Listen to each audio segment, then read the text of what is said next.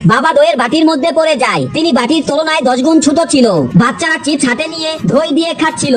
এরা দ্রুত বেরিয়ে আসার চেষ্টা করে, কিন্তু দই অনেক ঘন ছিল, যার কারণে এরা বেরোতে পারছে না। বাচ্চারা এখানে তাদেরকে দেখেনি, মজা করে খাচ্ছে। অবশেষে এক টুকরো চিপসের ধাক্কায় এরা বাটি থেকে ছিটকে পড়ে যায়। এদিকে মা এক বিশাল মাকড়সার সামনে পড়ে ভয় পেয়ে যায় এবং দ্রুত একটি রুটির পিছনে লুকিয়ে পড়ে, কিন্তু মাকড়সা তাদের ধরতে পারে না। তার একটি পা জালে আটকে গিয়েছিল।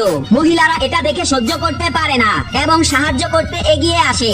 একজন মাকড়সার সঙ্গে কথা বলে, আরেকজন তার জাল ছিঁড়ে দেয়। মাকড়সা কাউকে কোনো ক্ষতি না করে চুপচাপ চলে যায়। পরদিন বাবা মা একটি বড় পোকার পিঠে চড়ে মেশিনের সাহায্যে ধীরে ধীরে নিচে নামতে থাকে। হঠাৎ দড়িটা ছিঁড়ে যায়। তারা দ্রুত নিচে পড়তে থাকে। সৌভাগ্যবশত দড়ি ঘোরা বন্ধ হয়ে যায় এবং তারা বারান্দায় নেমে আসে। তারা হেঁটে জানলার ভিতরে ঢুকে পড়ে, কিন্তু এবার আর লাফ দিতে পারছে না। জ্যাক দূরে রাখা খেলনা গাড়িটার দিকে তাকিয়ে একটা বুদ্ধি পায়। এরা গাড়িতে ওঠে। তাদের রেলিং শক্ত করে ধরে থাকতে হয় যাতে নিচে পড়ে না যায়। অবশেষে গাড়িটা কাপড়ের ঝুড়ির মধ্যে পড়ে। তারা নরম কাপড়ের উপর পড়ায় আঘাত পায়নি। হঠাৎ মাটি জোরে কেঁপে ওঠে। বাচ্চারা কাপড়ের ঝুড়িটা তোলে। তারা ঝুড়িটা মেঝেতে ফেলে দেয়। ছোট্ট মানুষগুলো কাপড়ের সঙ্গে গড়িয়ে বাইরে চলে আসে। বাচ্চাটি অবশেষে দেখে যে তার মা বাবা ছোট হয়ে গেছে। সে এতটাই অবাক হয় যে অজ্ঞান হয়ে যায়। সৌভাগ্যবশত তার বোন ঘটনাটা দেখে ফেলে। ছেলেটির সাহায্যে তারা একটি ম্যাগনিফাই গ্লাস দিয়ে ছোট্ট হয়ে যাওয়া মা বাবাকে দেখে। তারা তাদের মা বাবাকে মেশিনের সামনে রাখে,